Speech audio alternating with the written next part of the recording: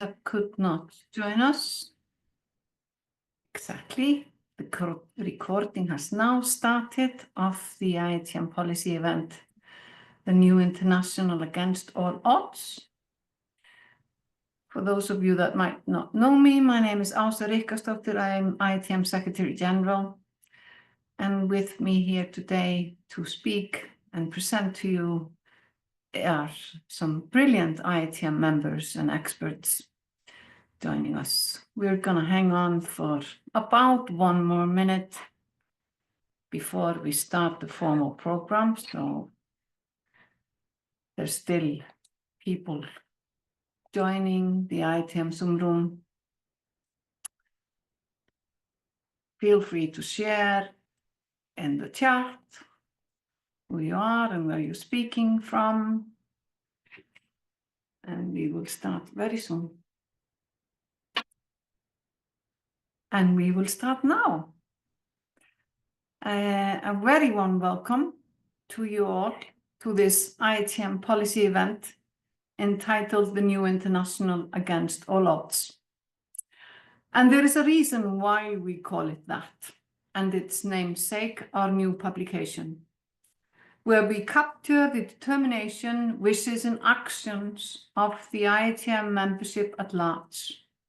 Because against all odds, in times like these, we have to capture visions, dreams, and determinations.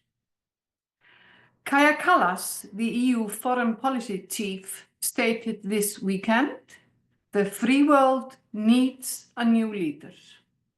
Full support to her, with hopes that green, inclusive, feminist values will be installed in the headhunting guide.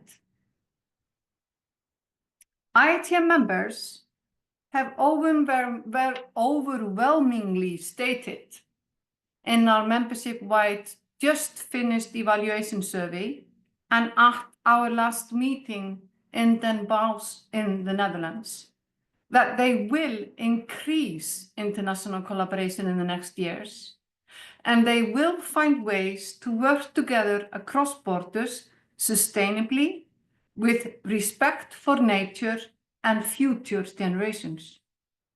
So against all odds, we proudly present our vision. My colleague and the publication author, Elena Pavlitseva, will share with you our findings in a minute, and 6 IETM members from all corners of our globe will in short statements share their ideas and hopes derived from the specific topics we raise in our publication. I think you are in for a treat. This event is first and foremost an encouragement for solidarity, for community building and imagination. Times like this call for it, to imagine, and here is one of mine. Imagine if international collaboration in the arts was a primary pillar of all arts policies, guided by principles of justice and equality. I now give you Elena Pavlitseva, a policy expert in her own right, a long-time colleague of ours at IETM, and the author of the New International Against All Odds.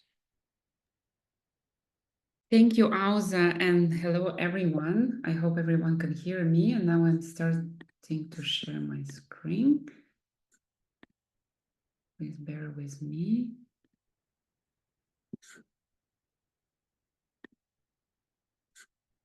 Yes, hello everyone again. So this publication that I will present in the next 20 minutes is kind of a consolidated snapshot of all the knowledge that IETM together with its members has collected and synthesized in these past years through several projects together. And so the question indeed is, we're trying to answer the question indeed about how can the art sector and the policymakers, the funders, make art collaborations across borders indeed more fair and sustainable. But before I take you through this publication that you're all, of course, welcome to read as well, let me just invite you for a little exercise. So Monday, we are sitting here and maybe you are thinking, what kind of exercise is it going to be? Let's just take a little trip back in time. Picture yourself 5 years ago. So we're talking about March 2020. Now I realize that not everyone is excited to revisit these first lockdown times. These were indeed very strange, unsettling times, and every one of us has gone differently through them. But don't you remember that as these lockdowns changed one another, the months were passing by, the pandemic was never ending, but something interesting began to happen. We started reflecting. We realized that things could actually be done differently. We started to see that we could be closer together through digital means. We can reconnect with something that is close to us. We can stop traveling altogether. We can also do things less, but we can also do things better. We are connected. We questioned our outdated, unsustainable practices in our sector. And we really talked more, I think, about fairness and sustainability in these COVID times. It felt like a moment for us to reimagine the world, to make it more fair, more sustainable. And do you remember that phrase, which you probably heard 100 times in every conference? Let's not waste the crisis, we said it. So today we are 5 years later. Have we wasted the crisis? That's a question. We know the problems of the world. So we know that there are wars at Europe's borders and also in other parts of the world. We know that geopolitical tensions bring uncertainty and they're very sharp right now. So the inequalities actually continue to grow. The greening agenda, paradoxically, is losing its momentum at the political level right now. And politics are shifting to the right. Artistic freedom is under attack. Cultural budgets are shrinking and artists actually continue to burning themselves out. So no matter whether we have wasted that crisis or not, it looks like that we must keep moving forward.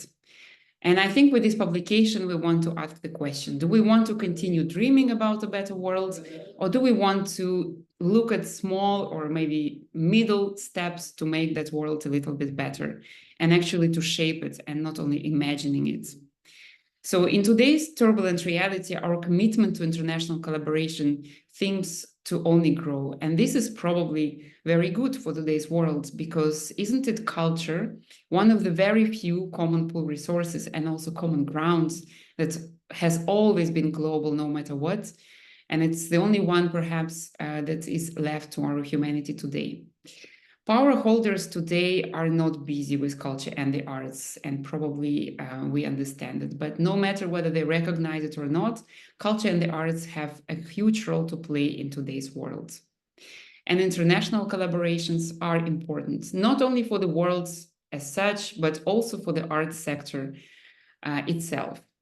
As Auza was mentioning, we were quite overwhelmed with this not so in a way new takeaway, but our members want the international collaborations to expand. No matter the difficulties now we are facing, they want to work internationally more than ever. We must be honest that back in 2020, we thought that there might be this tendency to actually withdraw to the local, but this is not the case. And why do artists want to work internationally today and in general? There are a few reasons that we captured in this publication, and one of them is something that is not so new.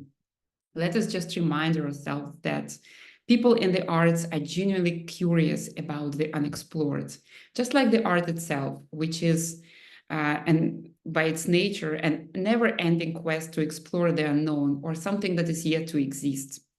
So it is about expanding the boundaries and to what is actually reachable and visible. Can this quest, can this search for the unexistent be confined within national borders? Probably you would all agree that not.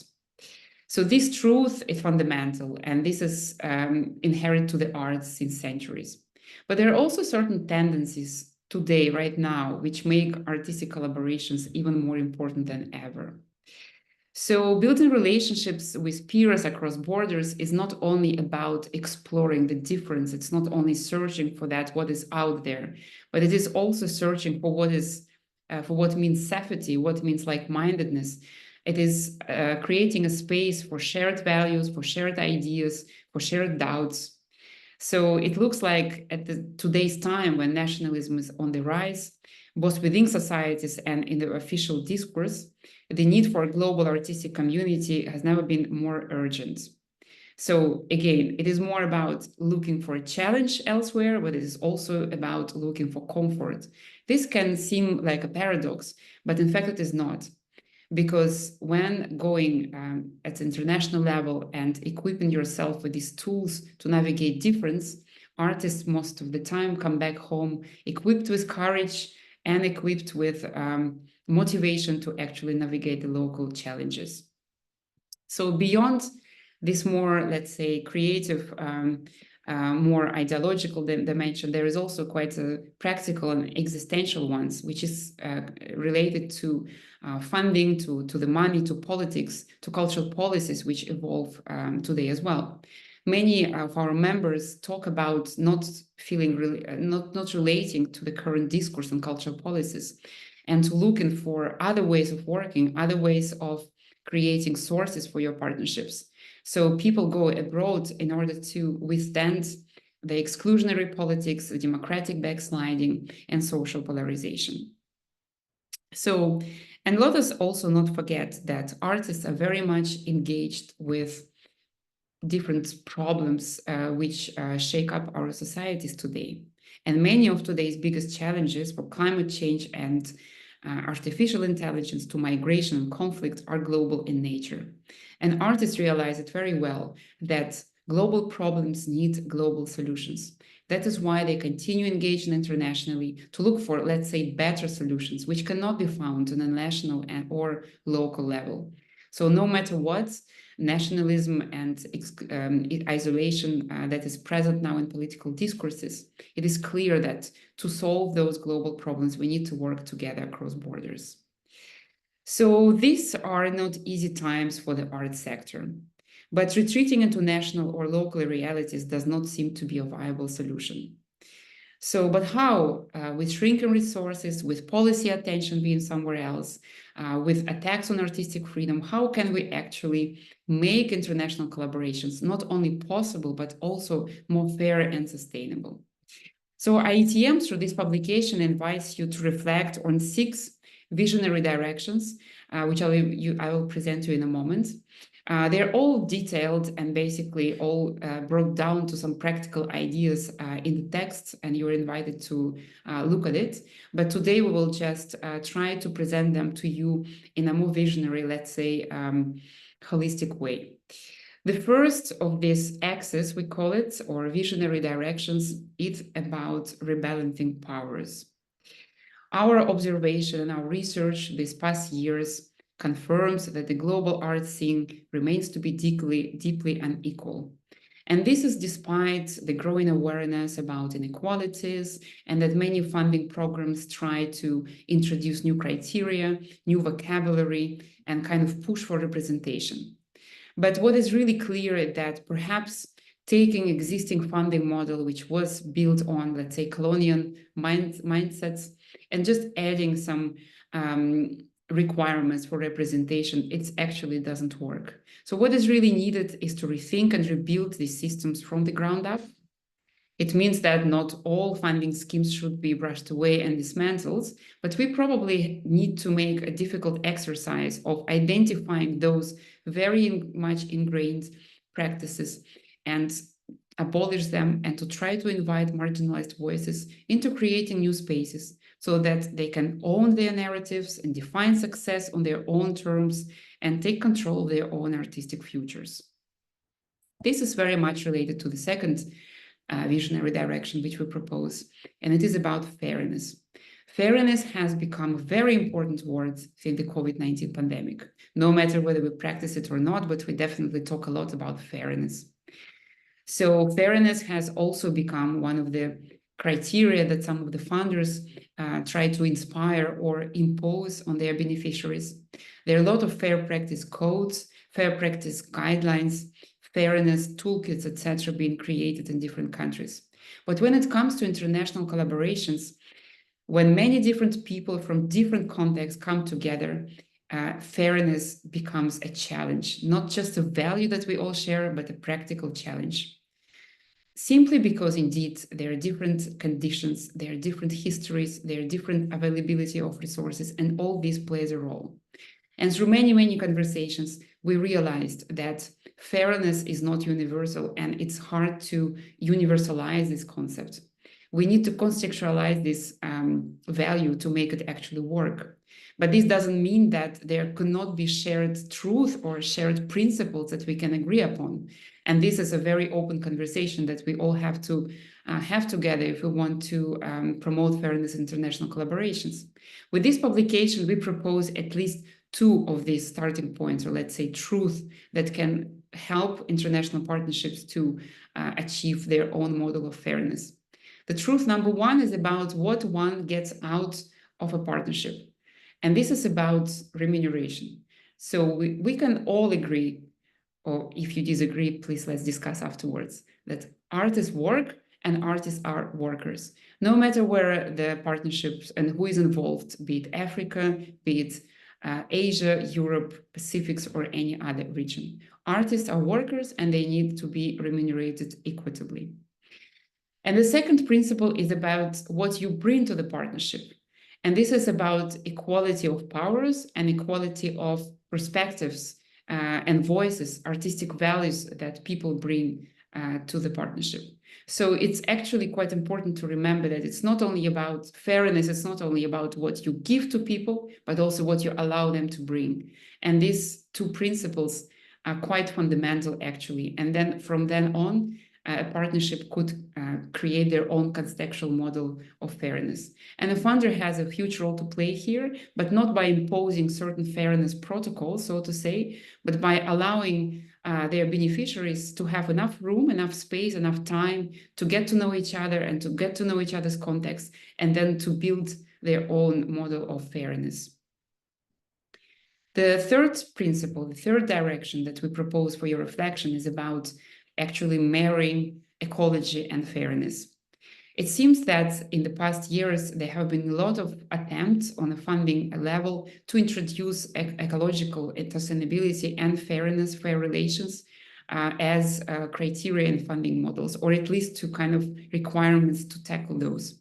But the problem is that funding models themselves, or let's say funding modalities, they have not really changed since a very long time.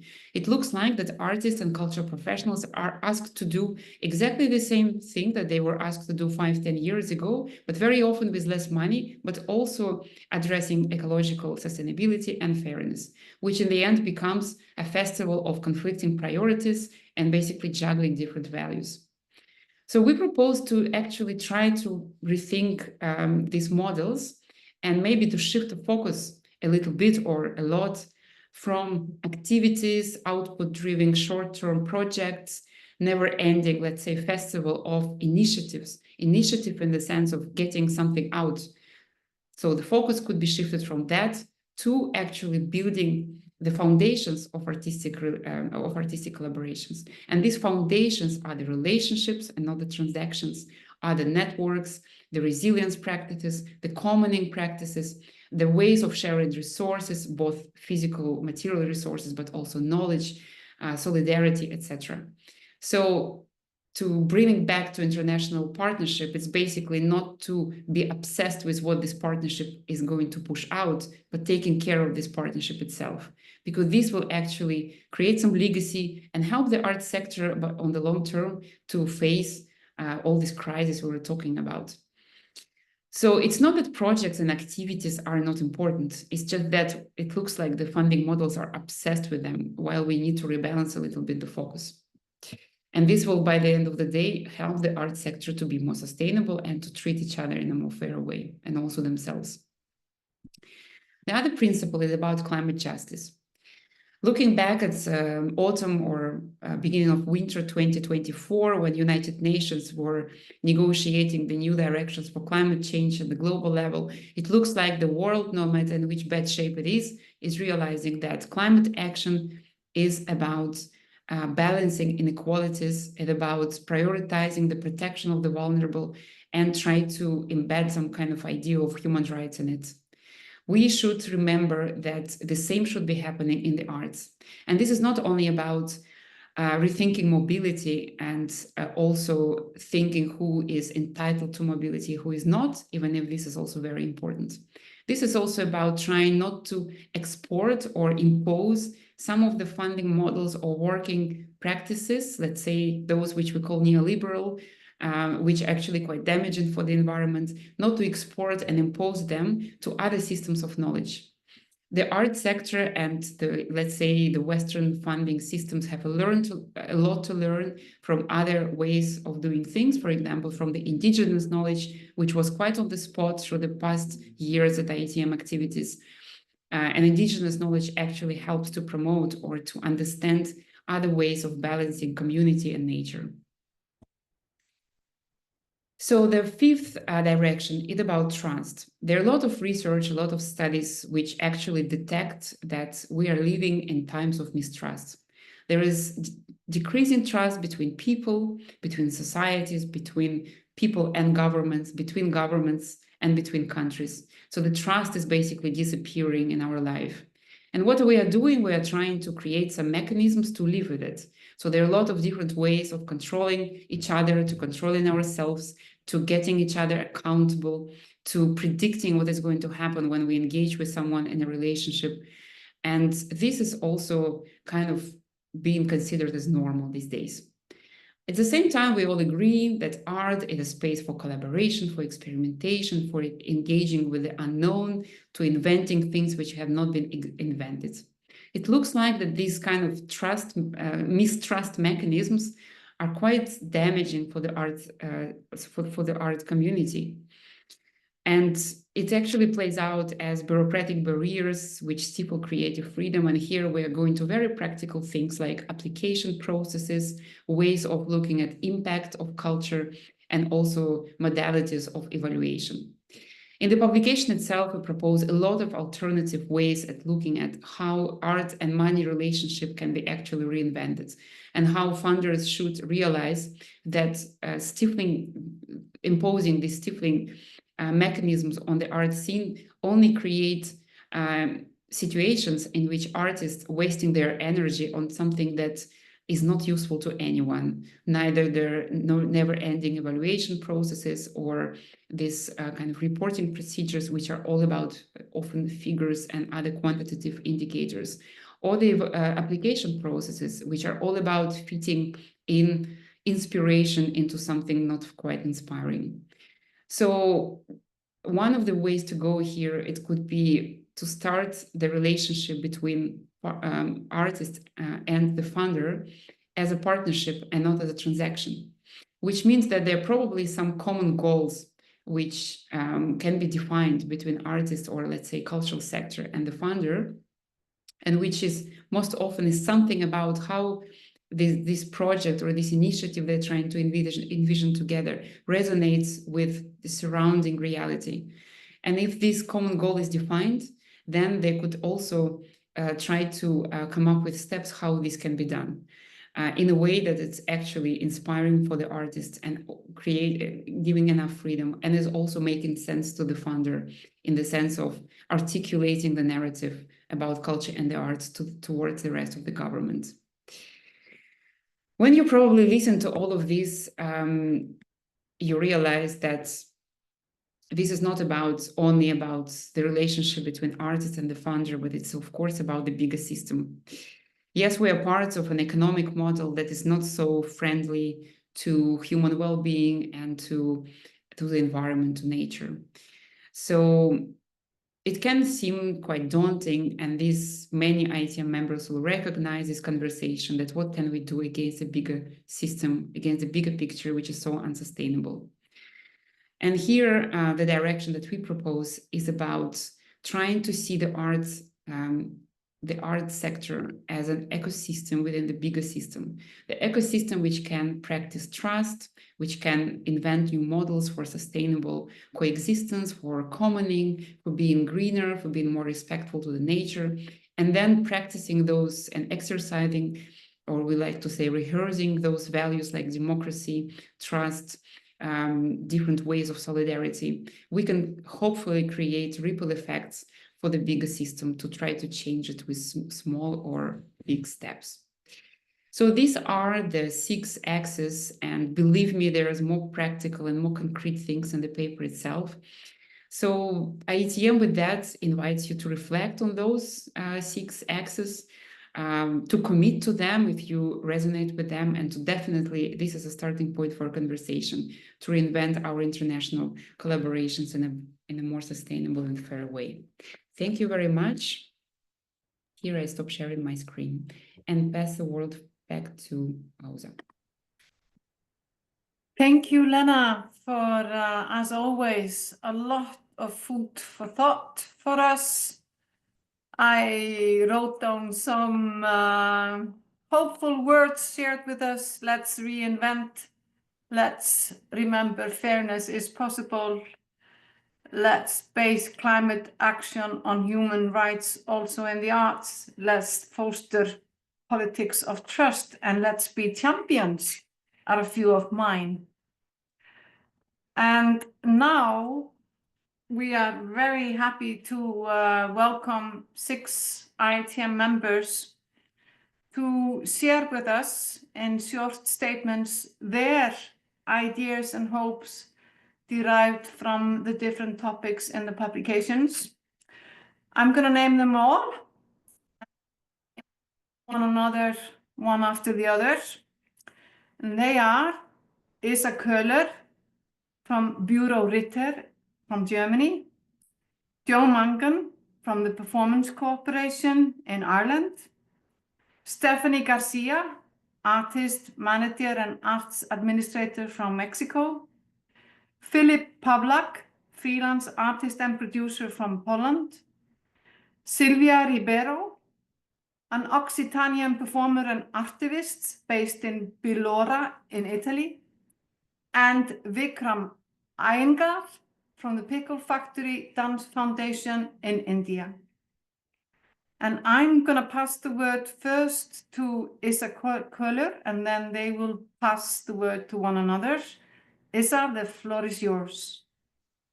Thank you so much.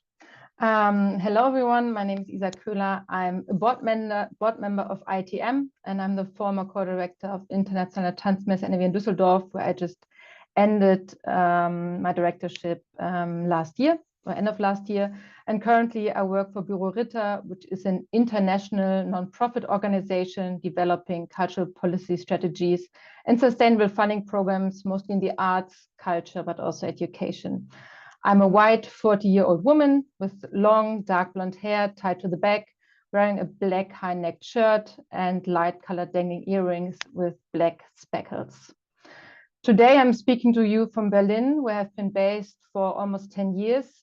And I first need to take you to my current context here in Germany, which is, sorry to say, very emotional currently.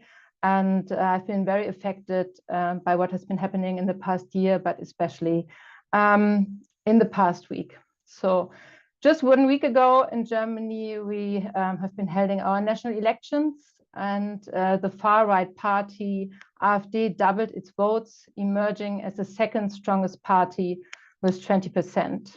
Meanwhile, the winning party, called CDU, also known as the Union, shifted significantly to the right, even attempting to pass a huge anti-migration law in collaboration with the far right just before the elections. In response, 1.8 million citizens across Germany took to the streets to protest against CDU's cooperation with the far right and its anti-migration policies.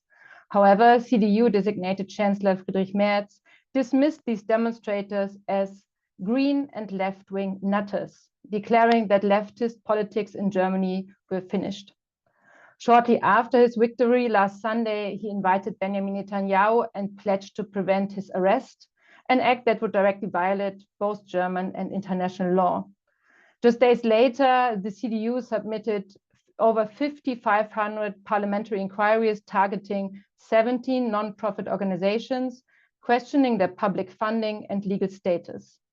These organizations are deeply engaged in the protests and advocate for anti-fascist, human rights, and environmental causes. This same party governs also in Berlin and other parts of Germany, implementing drastic public funding cuts, particularly affecting diversity initiatives, independent arts, and international cultural exchange. In Berlin alone, 130 million euros are being cut this year, with nearly 90 million more to follow next year. In parallel, censorship has increased, particularly concerning expressions of support for Palestine within the culture sector. At the beginning of last year, the Berlin Senate announced that recipients of public cultural funding would be required to sign a commitment against anti-Semitism based on the International Holocaust Remembrance Alliance definition and its extensions by the German government. However, legal experts and cultural practitioners successfully united against this clause, arguing that it restricts artistic freedom and speech. As Germany, like much of the world, is now spiraling backwards in high speed, the cultural sphere in Berlin and across the country has remained resistant. We have trained our protest muscles, stood up for our values, and came together in solidarity. With autocratic and right-wing agendas gaining momentum globally, the protection of our cultural policies has never been more crucial. We cannot take the status of artists, artistic freedom, freedom of speech, or freedom of identity for granted. These forces are driving social division and accelerate climate change, with nations turning inward. In the coming months and years, we will witness a massive military buildup, creating an atmosphere of fear and instability. We need new alliances and strategies of resistance. And as we know, IETM is often about forging unexpected connections through international collaboration, uniting through shared values and embracing uncertainties that art compels us to explore together. At IETM, we engage in direct conversations and collectively imagine the unimaginable. In times of increasing polarization and political pressure, it is crucial that art remains an active participant in societal discourse. Cultural practitioners must assert their place in shaping public narratives, challenging dominant ideologies, and fostering dialogue across ideological divides. If we do not diversify and decentralize cultural funding, we risk losing one of the most vital spaces for resistance and transformation. Art must not shy away from social political realities. Rather, it should actively seek alternative sources of funding beyond traditional cultural budgets. This could mean leaving the confines of black boxes and white cubes and creating work that intersects with scientific fields or activist movements. We must rethink how cultural funding is structured. Cultural investment must be embedded across sectors that strengthen social cohesion and democracy, whether through public or private funding. We need funding models that foster interdisciplinary collaboration, ensuring that artistic thinking and practice contribute to broader societal development.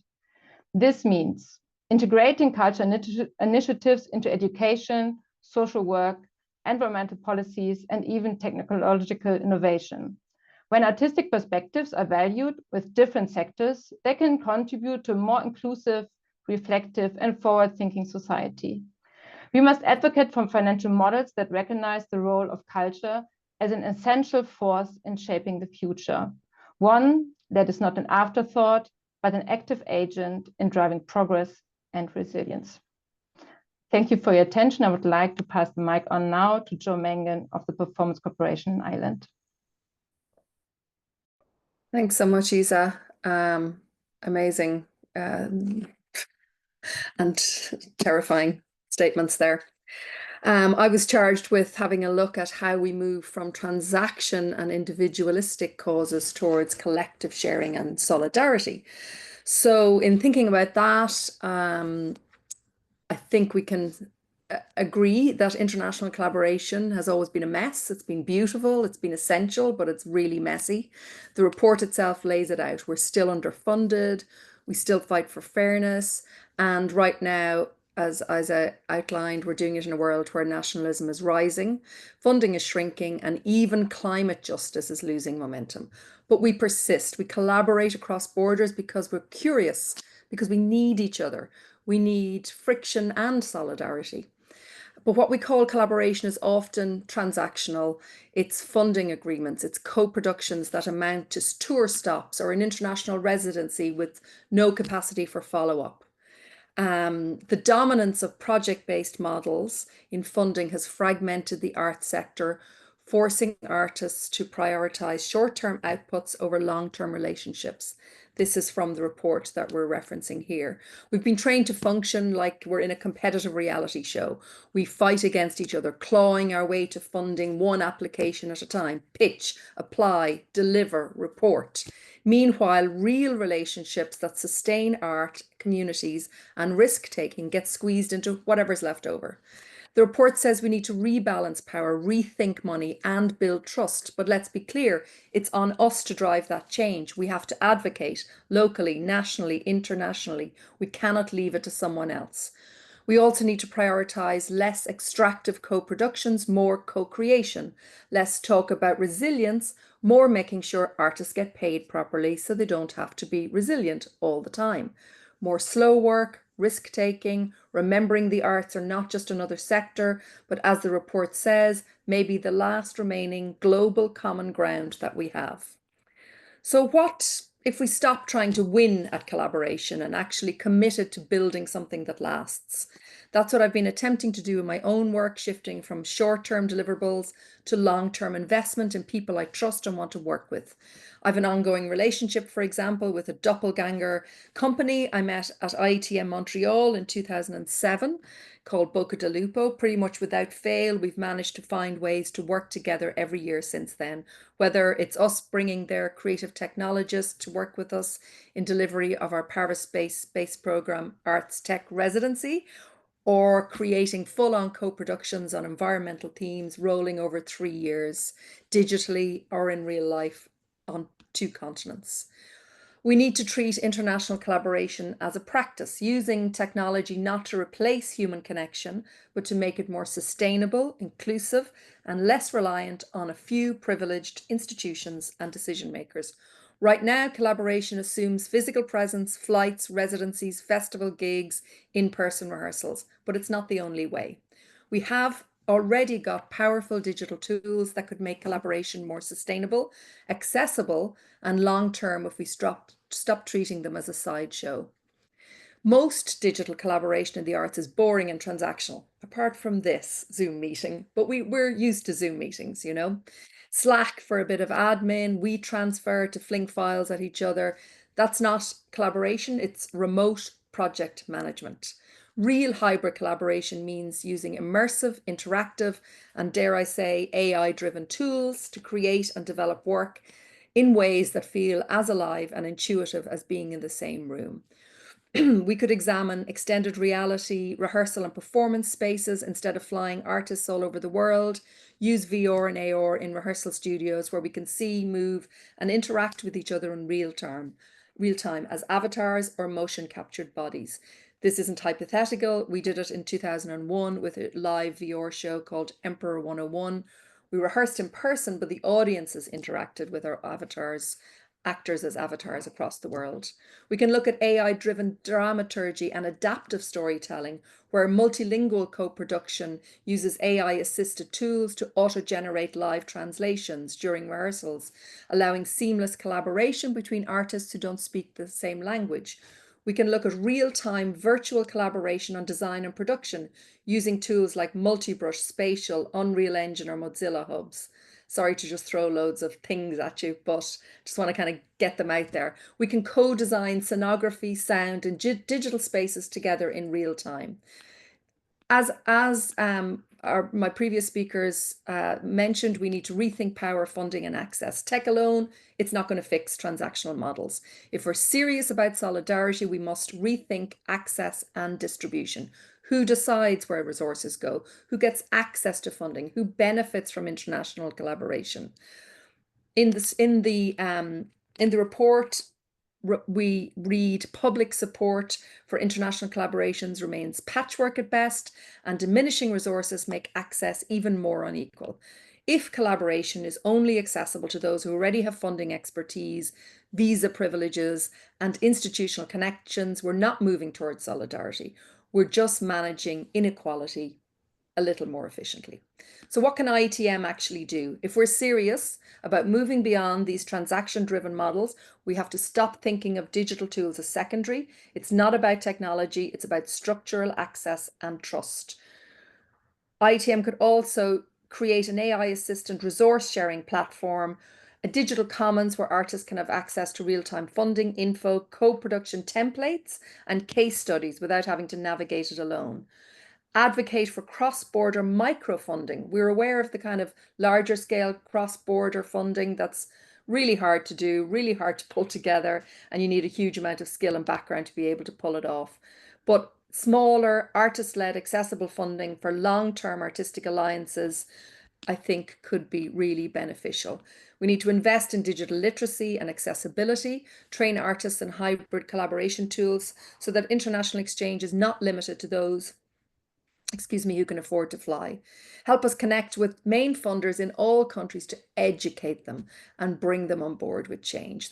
I don't know if it's the same in your countries, but our main funders are often their own little bubble, not looking outside at all. Brilliant work like this report does not land on their desk. We need to find a way to get it front and center with them. We need to rewrite the rules. It's not about fixing a broken system. It's about reorganizing an outdated one. The old models of collaboration were built for a world that doesn't exist anymore. So instead of trying to fit into them, we need to rewrite the rules. The arts should be the testing ground for better ways of working together. And if we can't figure that out, who will? IETM is in a position to lead this shift. Are we ready? Thank you. I'd like to pass over now to Stephanie Garcia, Artist Manager and Arts Administrator from Mexico. Thank you, Joe. Yes, rewriting our rules. Well, I am going to approach how to break away from colonial frameworks by empowering marginalized communities on their own terms, creating their own spaces and amplifying their narratives. So I will start now. Ironically, the breakaway from colonial frameworks starts with colonial action, as it represents a process where the colonized resist the enforcement of a new order of existence foreign to theirs. It is crazy to think the colonial practice has taken place since hundreds of years ago based on the solely principle of fighting for survival. And I refer survival not only centered on the instinctual need to stay alive, but for the need of defend our languages, cultural traditions, our artistic expressions. The creation of spaces to thrive despite challenges and obstacles from marginalized communities have represented the most efficient strategy to uplift their spirit and providing the strength to resist. And curiously, this is often linked to creative expression. Thinking of the history of indigenous communities in the Americas, Mexica or Sioux peoples after colonization processes still celebrated their dances and rituals hidden, or in the case of Mexica people, misleading Spanish conquerors and priests, making them think they were converted to Catholicism, but they remained worshiping and praying to their gods through their dances. This capacity to adapt is a double-edged sword. The performing arts sector understands well enough. Artists and performing arts directors have an incredible capacity to adjust, accommodate, and transform. Problem solving is at the forefront of the artistic practice, and creativity plays a fundamental role in generating new solutions and inventing strategies. But having that amazing capacity of adapting to burdensome circumstances has taken artists to more vulnerable conditions, at least in the Mexican context. If many don't know, in Mexico, the performing arts scene is mostly funded by the government. One example is the cultural system realizing the sector still produces work despite the lack of funding. Then they find no reasons to increase the funding for artists. And yet dance, theater, and music were, is, and still will be produced as a fundamental need of human and creative expression. In international collaborations concerning the Global South performing arts realities, the decolonial tradition makes a strong denounce of how coloniality has played a role in aesthetic values.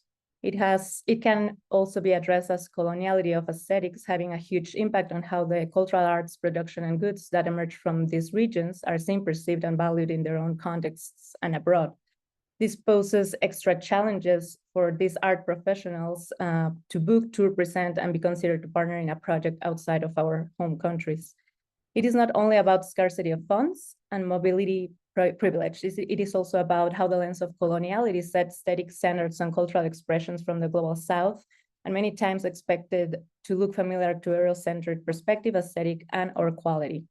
However, artists have found paths to put their work out there in the world, and if rejected from one of these venues, artists organize, build their own platforms, collaborate, fundraise, and think of new models of achieving projects, especially with and among artists or networks from nations that have had a familiar experience. And I'm talking about nationally, locally, or internationally. I consider the new International 2025 clearly shows how a decolonial framework has been a guiding model of survival for art practices in the sector, practices indigenous and underserved communities have done for hundreds of years. Many times, underserved creative communities artists are not only looking to global mobility, but the opposite, fostering to build stronger relationships in their communities with a powerful sense of community and collectivity. An outstanding example I can mention in Mexico is a project Antes de que se enfríe el café, using the nonprofit organization model as an overarching umbrella structure. It is led by 4 artists whose purpose focuses in 4 programs: a movement festival, a literature and dance program, a screen dance festival, and a dance and social practice festival, additionally to their artistic practice. The nonprofit structure allows them to fundraise for 4 projects that are not only collaborative or collective, but located in different states of the country. More importantly, there is a strong commitment to respect local communities when projects take place in a specific context, like the Dance and Social Practice Festival in Oaxaca, where artists are not only invited to perform, but to offer something in exchange to the local audience. Or for example, the work we do with my own organization, we have an entirely artist-centered focus, having the artists and their needs at the forefront of our mission. We also have decided not to follow the nonprofit scheme and have found an organization that functions as a fiscal sponsor when it is about economic transparency and accountability. We operate with very few resources, but that makes us opportunity hunters, where we try to combine local, national, and international funds, resources, and collaborations to maximize their potential. So these 2 examples talk about like how we create hybrid models of working. Finally, by reading this document made me think of how not only coloniality of aesthetics is an aspect to have in mind with international collaboration, coloniality of knowledge and coloniality of being are concepts that those who are in the arts and cultural sector are hard to experience separated. For us as citizens of Global South regions and for underserved communities, we don't understand our practice separately. We advocate, we build, we collaborate, we research, we create. There is nothing more decolonial for us as people from the Global South than to advocate for what for years we have been disadvantaged of, underrated appreciation of our existence in a holistic and wholesome way. What can we do as an IETM community? Well, I will be brief to the end because I'm over time. This is an invitation to expand our scholar research in our regions to know better how these dynamics work and how this impacts for like possible future collaborations, not only among these regions, but internationally. By generating more resources that reflect our experiences will be the way to amplifying our voices by honoring our knowledges, our existence, and our cultures. Thank you. And now I pass it over to Filip Pawlak, freelancer artist and producer from Poland. Thank you very much, Stephanie, and bravo. It's always hard to have a next voice after so many great comments, because then I would only comment of what you have said and not what I have prepared. But I will try to share with my general comments or like reflections after reading the publication.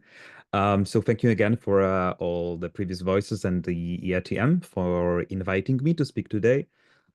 It's very important to me to talk about the performing arts ecosystem as the space of the broad representation, where there is a room for different voices, for contradictions, and for, of course, for demanding the impossible.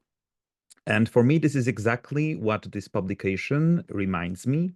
From the perspective of the group of artists with disabilities, of which I'm one and with whom I have had the pleasure working for years, I could start my speech with exactly the same sentence as it is in a publication. Opening up to the world lies at the heart of art. And as we know, the world is definitely in a difficult moment. All the more reasons for us to remind ourselves the core ideas. Why are we doing this? What is our purpose in this? The art of artists with disabilities and the need to actively include them in the mainstream art world is a part of that story. Artists with disabilities, how I can think about it, how I'm thinking about it, can bring with them exactly what we can read about in the publication. They seek justice, they believe in the social power of art, they organize themselves in the alternative structures, they fight against the prevailing prejudice, they stand up for the human basic rights, such a right to self-determination and their own artistic expression. The presence of artists with disabilities in the art sector, especially internationally, forces change. By involving us, because I'm one of them, we invite new aesthetics, new methods of production. We have the opportunity to challenge the existing rules, which from publication I see that we all want, and it's great. This is particularly important because it increasingly seems to me that we are circulating around the closed circle of ideas and aesthetics. And art with disabilities, creep art, can be revolutionary here, both in the terms of creative tools and in the terms of the new audiences, new communities, problems, and inspirations. The publication we are discussing put the perspective of art in the broader social context. International cooperation is an important counterweight to rampant fascism. Our work is a reminder of the fragility of peace, of the fact that intercultural and international dialogue, it's not just an add-on to everyday life. And although mentioning how socially important art sounds like a cliché, for the disabled, it becomes the matter of life and death. And I'm not overusing this sentence here. To be represented in the public field, to exist in the art sector, and therefore to be politically represented, is to be a full citizen. It's to be a part of the global, broad ecosystem. To fight for the art is to fight for the life of disadvantaged groups, human and non-human, especially during the multi-crisis we are reading about in the publication. And the sad reflection for me is this is not longer a theoretical consideration or academic talk. We can see this from the hundreds of thousands of deaths during COVID. According to the data, the death rate of disabled people was several times higher than the other citizens. We can see it from recent weeks in the United States, where the decision to cut funding for the life-saving programs for the sick, the disabled, the poor was taken without hesitation.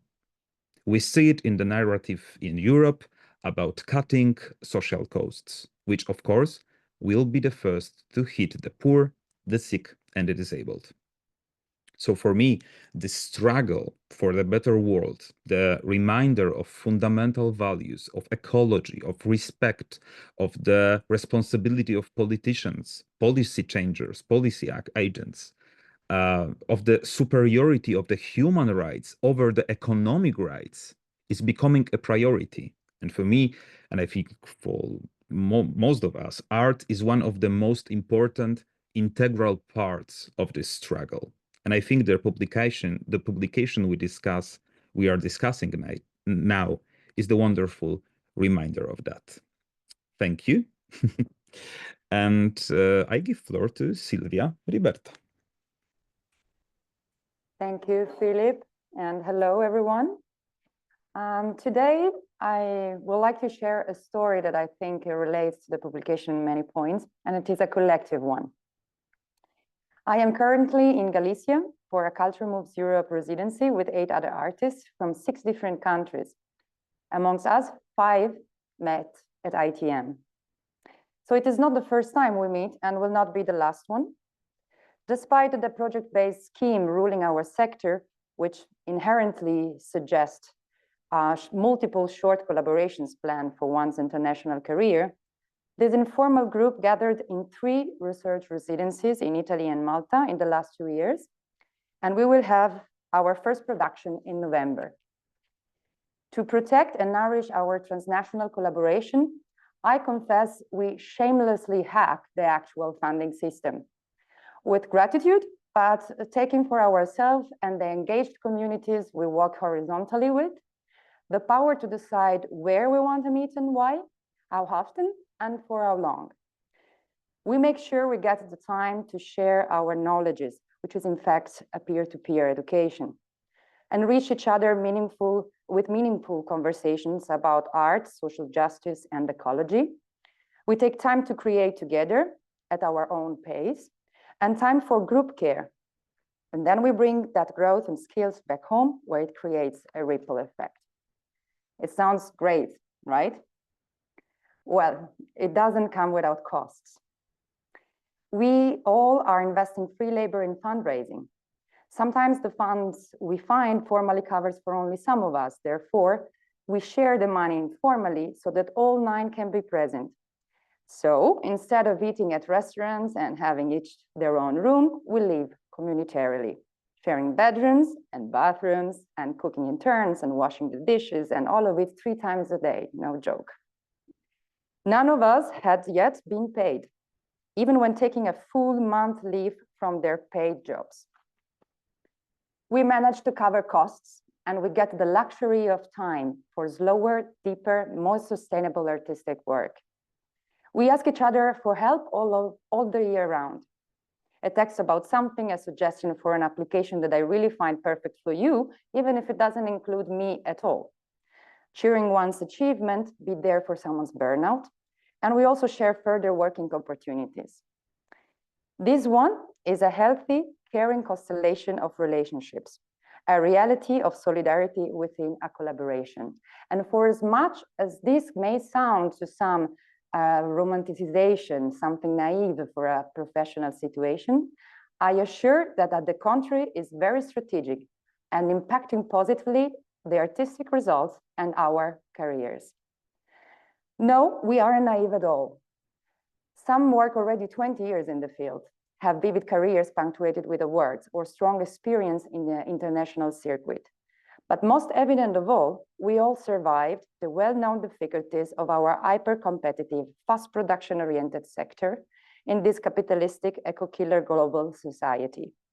We are here, and that's not romantic, as we all know that many valuable colleagues had to quit on the way because it was just too hard, or have been losing the other way, adapting to individualism.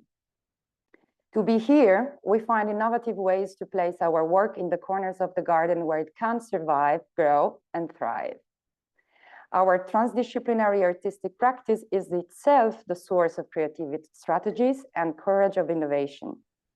We are drawing lessons from ecology, feminism, activism, be it in terms of decentralization, preferring rural areas, of fundings, looking for them in other sectors than the cultural one, or be it by deconstructing fruitfully the ways we were used to work.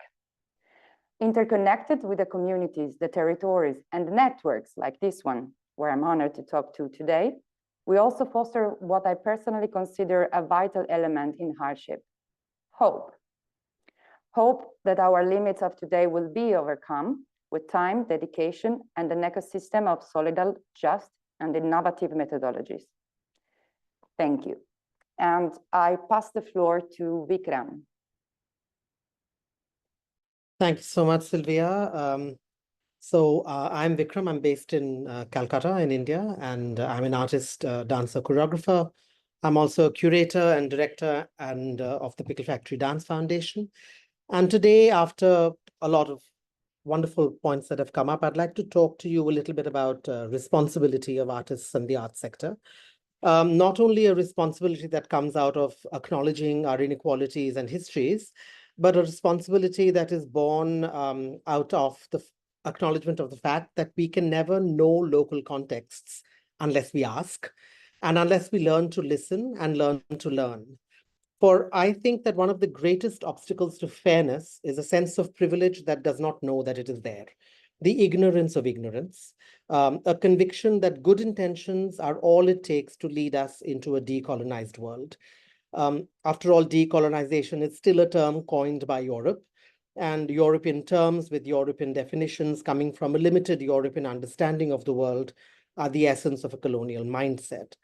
Some examples from history till today. In the 60s and 70s, when Eugenio Barba and Odin Teatret were on one of their intercultural barter trips in South America, they found themselves in a little town where gatherings had been banned by the authorities. Odin decided to craft a performative procession, at the end of which they ceremoniously handed a flower to the mayor. A very telling, strong political gesture, no doubt, and not something that the mayor could have done very much about. But then Odin left. They flew back to Europe, leaving the locals behind. And what would happen to the locals who maybe joined the procession just out of curiosity? They were, after all, breaking the local law and would doubtless face the consequences. So while Odin left, patting themselves on the back, the local people probably felt a far more violent pat on the back immediately after the cameras that came with Odin had disappeared. And far more recently, in 2010, I met a performance artist from Denmark who spoke very passionately about his performative walk through Afghanistan, carrying the white flag of peace. Fantastic, great. But what he did not know, or what he did not actually find out, was that in Afghanistan, the white flag is synonymous with the white flag of the Taliban. And currently, right now in India, in Calcutta, we're working with a leading European cultural house on an international project where they have the budget to host all participants in a 5-star hotel for 2 weeks. But when it comes to paying the Indian artists equitably, there's a problem. So my question is, have attitudes really changed? And my point is that unless these good intentions are divorced from a certain missionary attitude of we know better, which is another colonial trope, international collaborations may actually do far more damage than good. But what if we flipped the roles and allowed us, people like us in places like India, to define the parameters of exchange?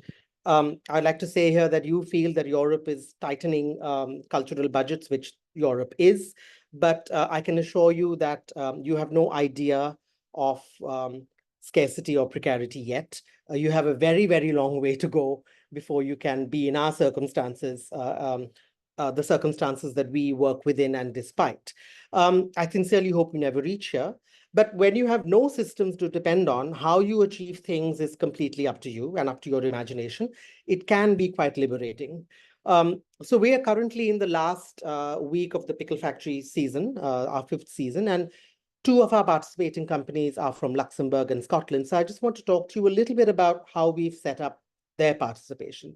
It really, all international participation for us rests on 2 pillars of transparency and immersion. We exist in a completely unfunded, unsupported sector. I don't have the capacity, like other big festivals, to go up to an artist and say, I love your work, here's the budget, please come to India. If you want to come to India, I have to work out with you how to make it happen. We have to see what each of us can bring to the table. We have to work out a performance fee for South Asia that is not a euro-dollar fee that seems feasible for us to raise and is also acceptable to the visiting artist. That is always my first communication. And these partnerships work primarily because this first baseline is agreed to, and these wonderful artists then let go of control and let us lead the way. Second pillar, immersion. Now, this much before the pandemic, we were already doing slow touring. And we were doing it because to raise the resources that we need, it takes us up to 2 years of conversation and work. And then to fly an artist in and out for a brief visit is not just economically and environmentally unsustainable, it's actually disrespectful to the labor and determination that has gone in to make something happen. From all parties, not just us, that has to be given value. So the companies from Luxembourg and Scotland this season each spent 5 full days with us in Calcutta, apart from visiting 4 other cities in India on an India tour that we set up. And across 10 days in Calcutta, between the two of them, they had 8 engagements of performances, workshops, discussions, preview events with very different demographics and communities. So then they meet the city and her people and her cultures in very immersive and special ways, which then makes Calcutta not just a box to tick, but a particular experience. And we get to meet them in the same way. And that resonance persists, and that's the best impact that any artistic collaboration can have, right? To create a resonance that survives long after the artist has left. I mentioned our current season, it's called Holding Space, and I'll end by sharing the last lines of our curatorial note. When we are constantly being asked to be faster, higher, stronger, better, often to the detriment of ourselves, our societies, our ecologies, and our planet, we suggest that we pause and hold space with and for each other and the world we can actually grow into, with gentleness, with grace, with generosity, and with gusto. I really hope that all of us in IETM can work together towards this. Thank you so much. I hand back to Asa. Thank you so much, Vikram, and thank you all, Isa, Joe, Stephanie, Philip, Sylvia, and Vikram for your very wise words and what I am taking in one shot of this great intervention. We have so much to learn from one another, and that's a good feeling. Now, as we always try to do in IETM, the floor is open. We really planned this event so that there would be approximately half an hour for thoughts and questions and ideas and anything that you would like to put on the table. And I feel sure that there are people that would like to come with thoughts and ideas or would like to come with direct questions for the 7 brilliant speakers that we have had here today. And while I wait for the first hand to be raised and flip through the 4 pages on the Zoom, I just want to take the opportunity to remind you to really take a good weekend or sometime, if you possibly can, to either read our publication or listen to it, because that's what we do to all our publications. They are available in audio file, so you can listen to them on the go. But I hope that, and Lotte has just shared the link to the publication in case you have missed it. But now I'm really waiting for somebody to take the initiative and come with some further food for thought or direct questions that you would like to ask. Do I see the first hand raising? And please help me if I'm missing somebody. I'm sure there are some burning thoughts and ideas that have come up while we heard the words of these good people and IETM members. But if that is not happening, then I'm going to take the initiative. And I'm going to ask Sylvia. Can you speak, Sylvia? Yes, here I am. Yeah. No, I just, I mean, I think, and Joe shared it in the chat that, you know, this hacking of the funding, but having a very conscious principled decision to share it fairly with your 9 partners is one of the things that we've been preaching in our publication, in our fairness ideas. And I was just wondering whether you could tell us a little bit more about that, how that came about. Was there any resistance to it? And how do you think you can sustain it? I think it came up especially primarily as a matter of survival. If we don't do that, we will not be able to have the time together and do the work we want to do. So first is necessity, which is a mother in many aspects of life, let's say. And then, of course, this is a group of constellation of collaborations that share core values and have the same set of priorities. So for us, among this collaboration and some others that I have been experiencing, the shift of perspective of what a collaboration is, shifting from transaction to a relationship, to refer to the publication, for example, it is a very shared perspective and points of view. And that allows a different kind of work, which allows multiple conversation, including about sharing resources.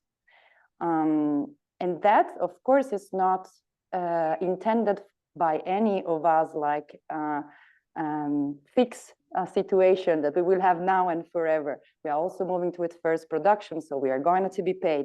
But in order to arrive there, we needed also, yes, to hack the system and find fundings that can just allow us the one luxury that is missing in maybe also with a proper remuneration, which is time. And I agree with Joe, that intervened before, about that our system need a revolution, not just an adjustment, because we lack also time if we want to have sustainability. Sustainability cannot be done fastly. And that was our negotiation with reality in order to have time, the luxury of time. And that makes a deeper work and allow us also to think the ways we were used to work and to construct them and find new ways. I don't know if I answered your question.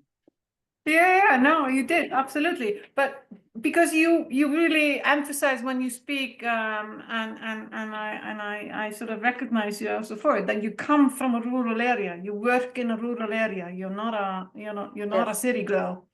Yeah, Yeah, exactly. That's the studio, yes.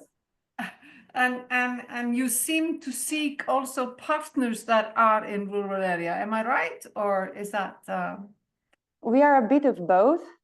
In the group, there is diversity in origin, but the point is that, for example, in rural areas, there is more underused spaces, like rehearsal spaces, community living spaces that are accessible for a group of artists that want to have a residency, while in cities, they are crowded. Let's say, there is a small piece of cake and a lot of people wanted to eat it.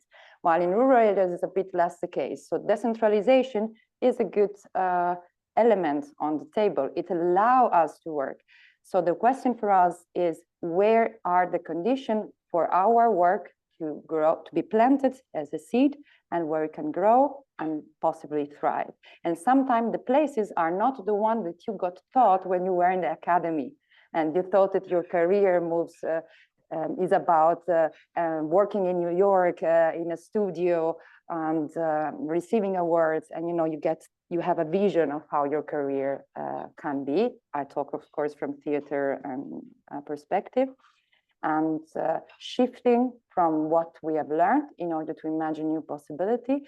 And the star, that the horizon is always the one where art can thrive.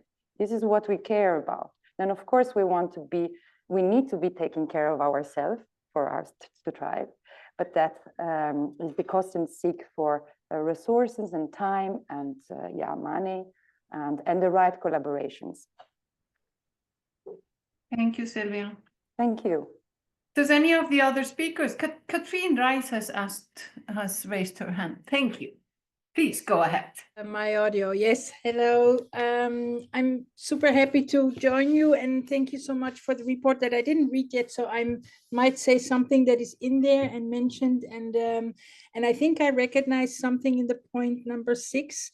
Would you mind introducing yourself just briefly in the beginning? So, yes, my name is Katrine Reis. I'm based in Brussels, and I attended your wonderful meeting in Sofia last summer, talking about fair practice and fair pay. And I'm now more related to sustainability questions, like the ecological sustainability questions, and politics and the arts in general.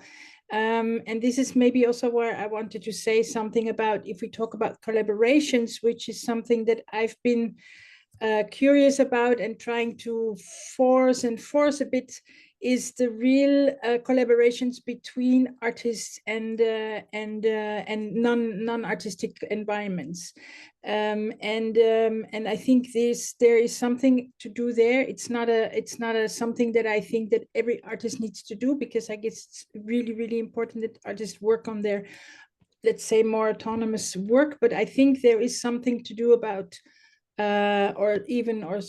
to research also in the more way that artists can be embedded in non-artistic environments. And there I find that the reactions of people, or at least the connection between non-artists and artists, are very very fruitful. And I think, I don't know if it's part of the research, but I think it would be very interesting to maybe take that into account if we talk about collaborations. And because I guess it's a very interesting way to connect deeper into societal issues and environments that we are not so aware of, and break a bit with our bubble. But I'm very aware of the question of autonomy and the being used and abused and everything like that. So I'm very careful in talking about it, but I think it's a very valuable way to include in all the other issues that we're talking about. So that's what I wanted to bring in. I think we at the IETM fully agree with you, but I was just wondering, since we are hoping this is a sort of a place where we share, do you have a specific example which you would like to share with us, where you find the meeting point of the non-artist community with the artistic community has really worked? Are there any examples? Well, I'm here in Brussels. I'm really working on just getting the connections between and that is very much about the funding for the let's say the sustainability practices and the art practices in thriving for ecological sustainability. And there are many interesting practices that are just and that could find a broader, that could be scaled up, or that can find a broader reflection in policy making, for example.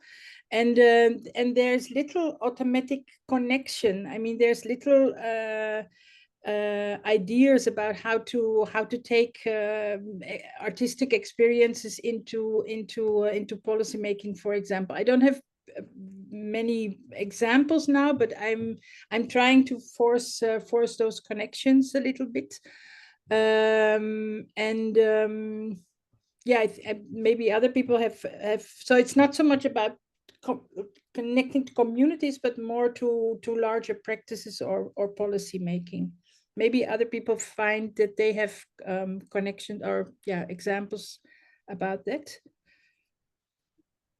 Thank you, Katrien. Does anybody want to continue on this point, or any of the speakers want to make a further contribution? I know there's been a lot of people speaking today, so there might be a lot to digest. I realize that, but I feel sure something has inspired you that you would like to add to or say more about.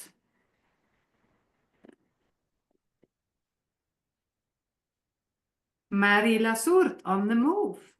Welcome. Hello, good afternoon. I know we are in different time zones, but let's say good morning, good afternoon.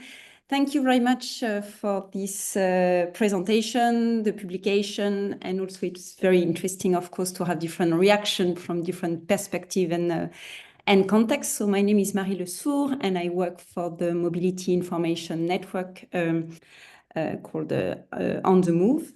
In fact, I could have asked many questions to the different speakers, but I would like to ask if it is possible, Vikram, I like the two, I like the other perspective as well, but I like the two examples that you took in your presentation with this absurdity sometimes of the system that while inviting, let's say, people from India to come to I guess like here it was a European country and everything is set, but the financial support and the remuneration for the artist, and sometimes everything is taken care of, and in the end the visa are not coming because it's also part of the international cultural relation world we are in. My question was also on your second story, when you say that I think you have these two steps, like one on transparency and the other one on emotion, if I am right. And on this question of transparency and the example that you use with the two artistic company from Luxembourg, and the other one was from Scotland, I think. What was the most challenging and sometimes also the most relevant to discuss? Because it's not only the question of funding, it's not only the question of money, but it's also the question of time, the question of preparation it requires. I mean, in a way, it's much easier to invite people and to say, come, perform, and go to the next city. Here, there is a lot of, I don't think the word is right in English, but mediation and also explanation. So what was the most interesting, but also challenging in the conversation, for instance, you have had with these two artistic company beyond the other example that I'm sure you have also with your organization? Thank you. Thank you for the question. Well, there are many things to consider, of course, but I think one of the important things when you're working with so much uncertainty and over a long period, because we do take up to 2 years to actually finalize something, is to agree very early on in that first conversation that when do you pull the plug on the project? When do you say, okay, this is just not working, and you take the decision either to say, we tried our best, it's not going to happen, or to say, okay, then do we revisit the timeline? So that's a very, very important and that changes every conversation. So with Luxembourg, it was different. With Scotland, it was different. And every international artist we've worked with, that timeline is different depending on their circumstances, depending on our circumstances. So I think what is very important to understand is that each international conversation that we have is a customized conversation. And this is one of the things that are customized as to when is the cutoff to decide, is it happening, is it not happening? The other customization that we do very much in conversation with the artist is curation. So depending on who the artist is, what is the piece that they're bringing, accordingly, we will find it's not just, oh, here, do a workshop, or here, do a performance. Of course, when you're performing in a festival, there's a generic audience, but everything that goes around it. For example, from Luxembourg, they did a special show and a whole conversation with government school educators around media literacy, because their piece was about what is the image that media is showing us and what is actually going on. And in India, that is very much a topic now. Across the world, yes, but we are under a government that is using the media to do whatever they like. So that's another conversation that we have. What is the curation for each of those artists that customizes it? So therefore, the impact is deeper, because the connections about the work that they're bringing in and the community that you put them in touch with is there's more of a resonance and a fit there. And the bigger challenge for us right now, a big challenge is also, while Calcutta is under our control and we can say, okay, come here for 5 or 6 days, you're going to stay here, you'll get a day off, you'll get to see the city, blah, blah, blah. When we're putting together the India tour, our partners may not necessarily think like that, or have not that we have the resources, we raise the resources, but they may be in a system where it's come in today, perform tomorrow, do a workshop the next morning and leave. So that's the other end of the negotiation, which happens with the Indian partners. So putting together a tour schedule in a scenario where there is no such thing as a touring circuit is a very, very big challenge. So I would say off the top of my head, these 2 or 3 things. Thank you very much. Vikram. Thank you. And thank you, Marie, for your questions. Just so you know, if you're not following the chat, there are many people saying, sorry, I have to leave. Thank you for a very inspiring session. Thank you, IETM. Thank you, Elena. Thank you, speakers. We do have some intelligent comments from longtime IETM contributor Chris Torts in the chat, and since I still see that he is in attendance, would you like to share those with yourself, Chris, or would you like me to read them out? No, sure. I can share them myself. I just didn't really want to. Do you hear me? Yeah, well and clear. Great. Hi. No, I'm just concerned sometimes that when we think about this huge world and its complications, that we start thinking that just by crossing borders, we have done something important. In reality, what really is important is what happens on the local level.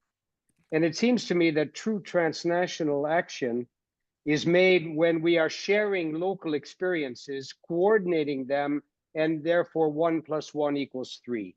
That we get a multiple activities, not flying around, not one-off tours. This is out of date. It simply isn't going to function. We have digital instruments today which can allow us to be in contact with one another, but we really have to find a way to make live culture an essential part of our cultural strategies, rather than transferring it or trying to, in some way, to mirror the commercial strategy of digital distribution. So I'm a really strong believer in the movement of artists from one context to another, but working participatory, in a participatory way locally, because then a true intercultural exchange takes place rather than simply touring. I think that quite simply we have to really update our whole idea of transnational cultural exchange, and that updating has to take place from a very local level. I usually speak about the Europe of neighborhoods, rather than the Europe of member states or the Europe of regions, but the Europe of neighborhoods and the interconnection between that. It's much too long to go into a longer conversation, but it has been a real pleasure, and I really, really appreciate Elena's work on this and the report that you made. It inspires. It formulates some things and some concerns that we really have to put some time and energy into. Thank you. Thank you, Chris. Very good words, and I think we agree with them, and I hope in IETM's work for the last 3 years, where we put translocality as the center of our work, we have achieved some of the things that you've been mentioning. I have Beata raising her hand, and then I'm going to pass the word to Lena for final words. Hi, so I'm Beata. I live and work. I come originally from Lithuania, but there's no misunderstanding. But I live and work in the Middle East, in Dubai and the UAE, so it's a very different environment. So, Chris, I think your speech inspired me to raise my hand. I agree with you about the local importance of working locally, but I think it's also very, very context dependent. So the context is so different looking globally. So, for example, where I am, there is no local scene. There is no chance for it to grow because there's no exchange and there's no food for it. So I think for this kind, so I think the truth is somewhere in the middle, and maybe the richer ecosystems were so focused on travels and on touring that they neglected the local environments. But in other places, there is no touring, there is no exchange, and local environment cannot thrive. So I think it's each policy, and that's why I reacted. I don't remember which speaker spoke about breaking the rules or norms. I think it was Joe. And this is where I kind of, yes, because I live among people who might be talented, and there are not many of them, but they don't fit in any box.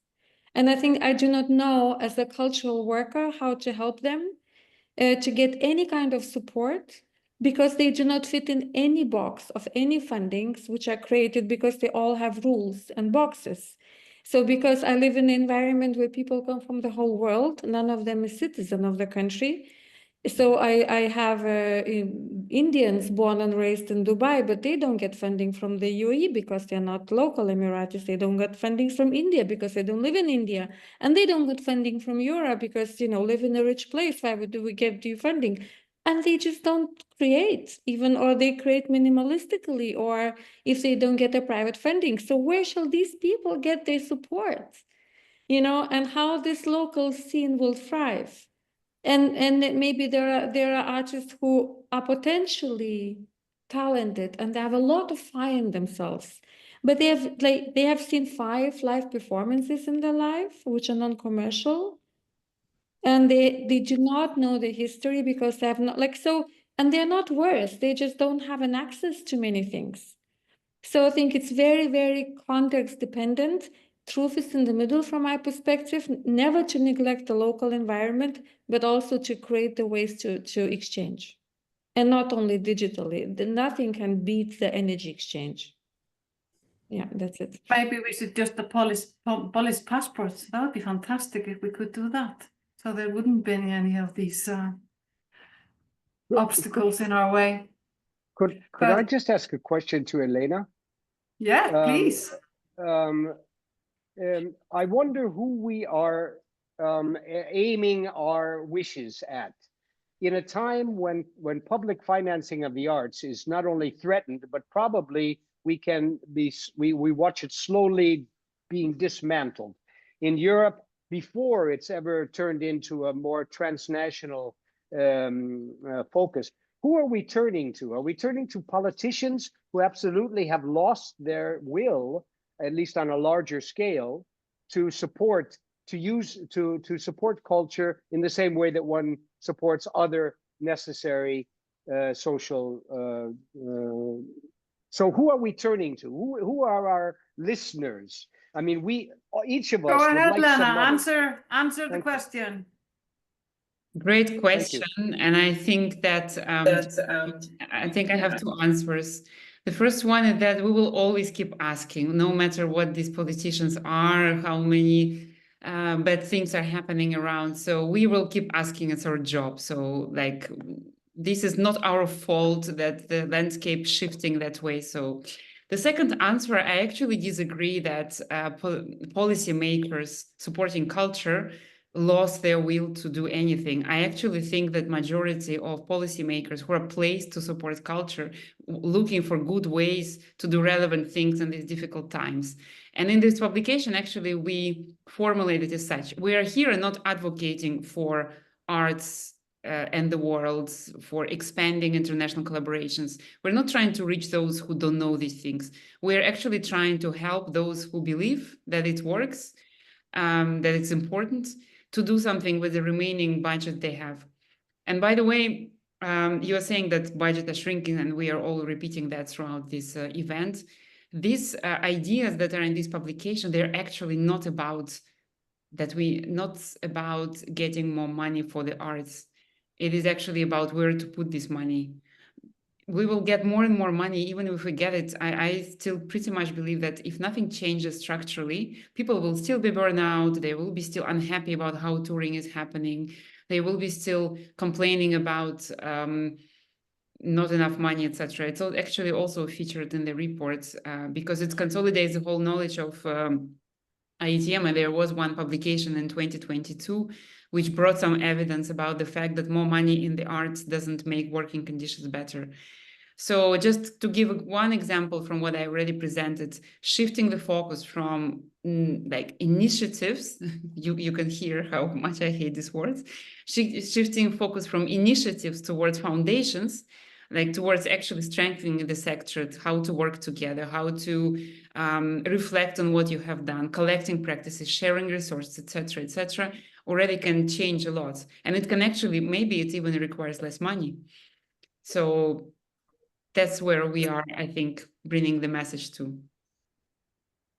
We've already gone over time a little bit. I hope that is okay with you. I'm going to allow a few more minutes. Do you have a brief comment, Sylvia? I just wanted to share how was it for us to read the publication. adding on what has been just said in the last two interventions. I think also for us, it was addressed to us ourselves in first place. Like we have been experiencing that the publication was useful for us to frame or to zoom on principles and dynamics that we were in some cases already know, and some others have them blurred or unclear. And it is strengthening. It is strengthening because, for example, our organization work without touring. So we tour in the residencies, in long residencies, 1 to 3 months. This we do for 13 years. But understanding your own practice through also this publication, all the discourses allow us strengthening of vision. And I think we all need to align on which kind of sector we want. And it's also a bottom to top movement. That's what I mean. It's not just a top to bottom possibility. Just my feedback on that. Thank you so much, Sylvia. Thank you very much for coming in the end with these words. That's exactly our intention, that it inspires you to rethink your work and reimagine where you are and come up with ideas and visions for the future. That is the overarching aim of this publication. To address Chris's question a little bit more, we also intend to take this into various advocacy and policy circles. That is the work that is ahead for IETM. So we are really aiming to reach with this collection of ideas and vision in as many places as possible. We have actually been quite successful in doing that lately. And as many of you probably know, through the work of IETM and its fellow networks, Circus Strata, ETN, European Festival Association, Pearl, and whom am I forgetting? Help me. We created Perform Europe, the first and only special program for the performing arts, which is not about regular touring. It's about exactly doing what Chris has mentioned and others have mentioned, of doing true, sustainable, inclusive collaborations. So that's one achievement of these networks through conversations with policymakers and politicians. So without further ado, I want to finalize this event today, but emphasize this the beginning of a conversation.